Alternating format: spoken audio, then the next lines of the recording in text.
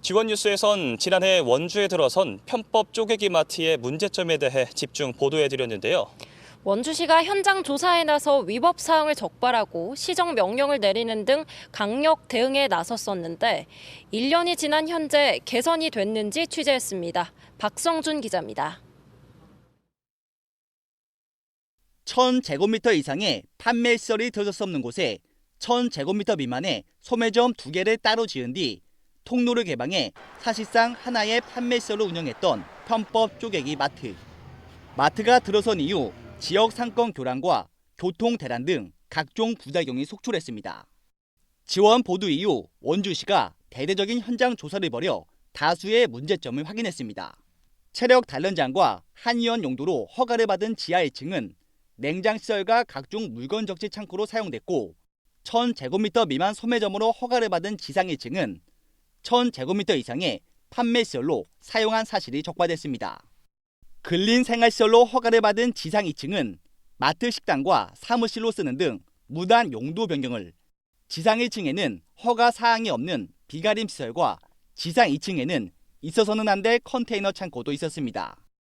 원주시는 해당 마트 측이 건축법을 위반한 것으로 보고 사법기관의 고발 조치와 함께 원상복구 명령을 내렸습니다. 마트 측은 원주시의 원상복구 명령에 일부는 수긍하고 복구를 이행했습니다. 하지만 몇 차례 시정 명령에도 따르지 않은 부분에 대해서는 원주시가 이행강제금 1억 8,700여만 원을 부과했고 마트 측은 이후 모든 복구 명령을 이행하고 부과된 이행강제금에 대해서는 과하다는 이유로 행정소송을 제기했습니다. 하지만 주차장 등 일부 시설에 대한 원상복구 명령은 아직 진행 중입니다.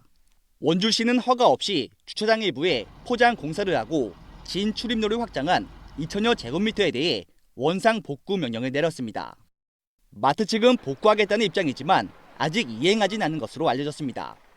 원주시는 현재 계도 기간 중이라며 복구가 이행되지 않으면 고발 등 조치에 나설 방침입니다.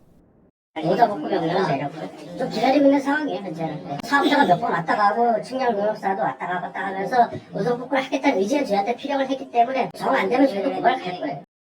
이에 대해 마트 측은 이행 강제금은 부당한 면이 있어 재판을 진행 중이고 진출입로 개설 등은 개발업체의 잘못으로 사법기관에서 무혐의를 받은 만큼 현재 원주시와 조율 중에 있다고 반박했습니다.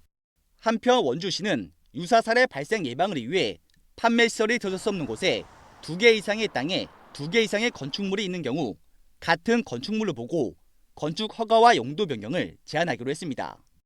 지원 뉴스 박순주입니다.